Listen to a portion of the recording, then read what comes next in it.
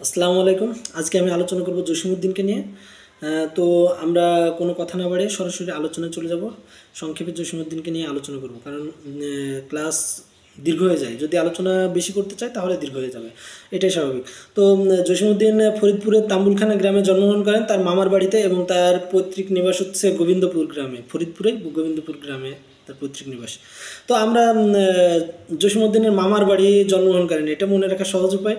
কারণ সাধারণত আমাদের দেশের একটা কালচার আছে যে যখনই হচ্ছে বেবি হয় তখন মাদের হচ্ছে মায়ের বাড়ি যে বেবি হতে হয়।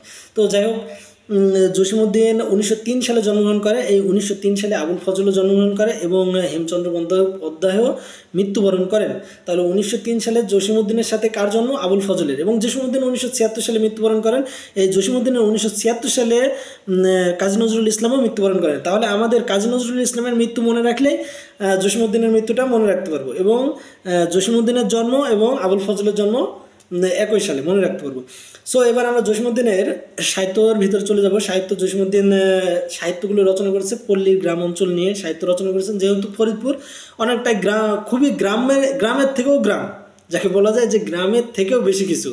হ্যাঁ, এই জন্যই ফরিদপুর অঞ্চলটাই একটা পল্লী অঞ্চল।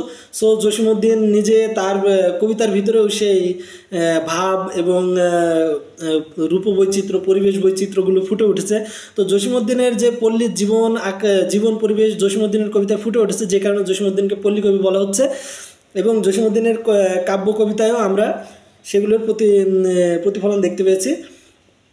তো জসীমউদ্দিনের আমরা সাহিত্যধারায় চলে যাব। আমরা গল্পের মাধ্যমে আমরা চিরন্তন যে রোমান্টিক একটা গল্প বানাই জসীমউদ্দিনের সাহিত্য নিয়েও আমরা সেই একই একটা রোমান্টিক গল্প বানাবো। তো জসীমউদ্দিন ছিল একজন রাখাল।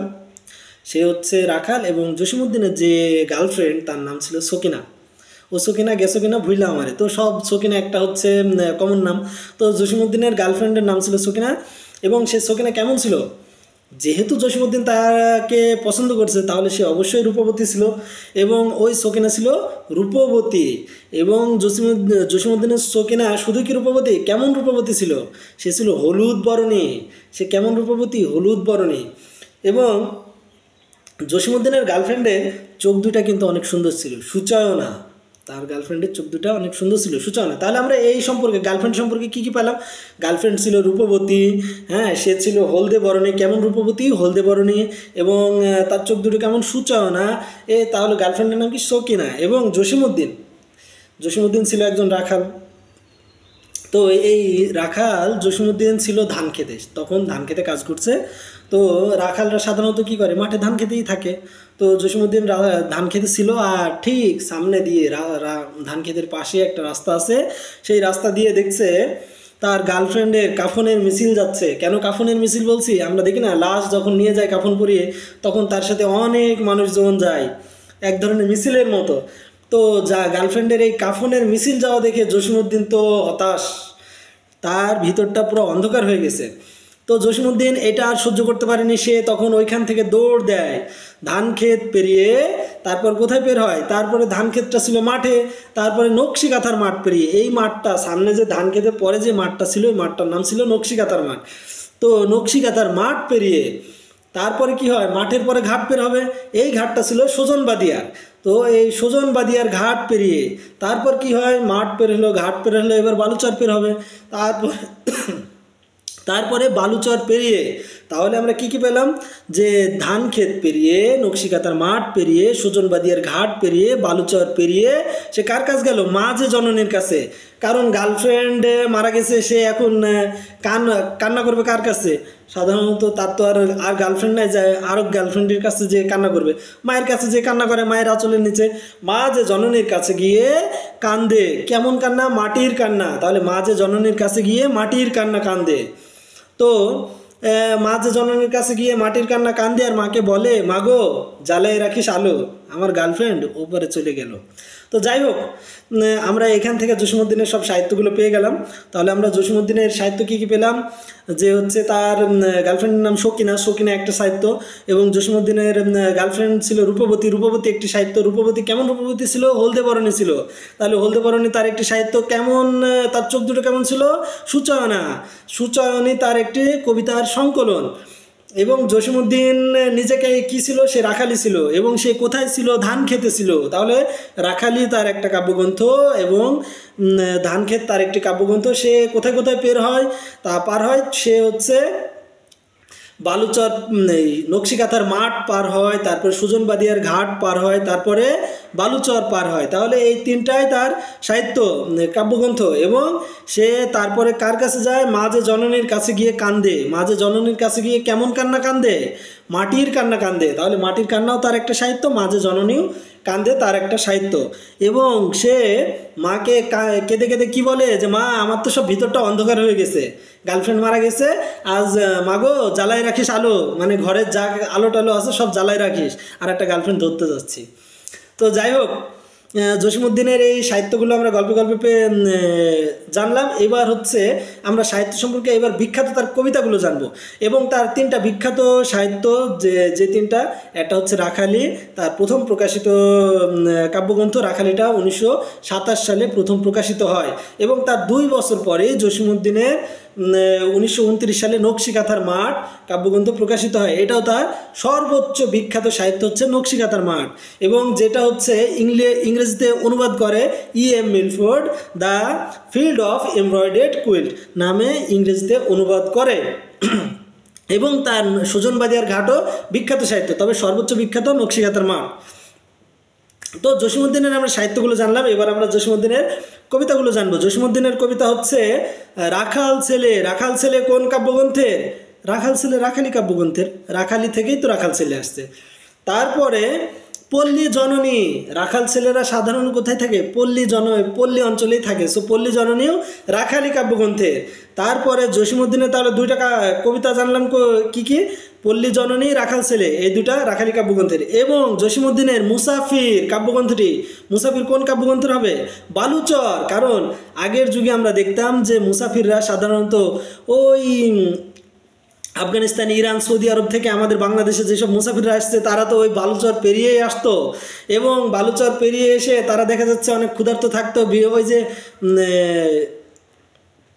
রবীন্দ্রনাথের একটা গল্প আছে না, যে কাবুলিওয়ালা গল্পে সে পানি চায় মিনির কাছে। তো ওই যে ওদের তো ক্ষুধার্ত ছিল, তো বাংলাদেশে এসে পানি চাইলো, তো একজন পানি দিল, তাহলে সেটা কি দিল? সে প্রতিদান দিল তাকে।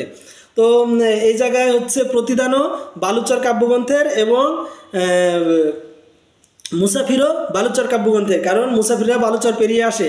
এবং জসীমউদ্দিনের আরও হচ্ছে বিখ্যাত কবিতা হচ্ছে নিমন্ত্রণ।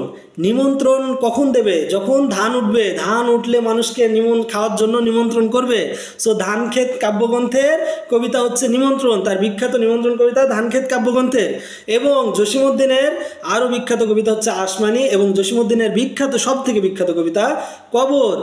কবর কবিতাটা তিনি ছাত্রজীবন অবস্থায় লিখেছে। এবং কবর কবিতাটা হচ্ছে রাখালি কাব্যগ্রন্থের, কারণ কবর কবিতাটা তার প্রথম কবিতা এবং প্রথম কাব্যগ্রন্থ হচ্ছে রাখালি।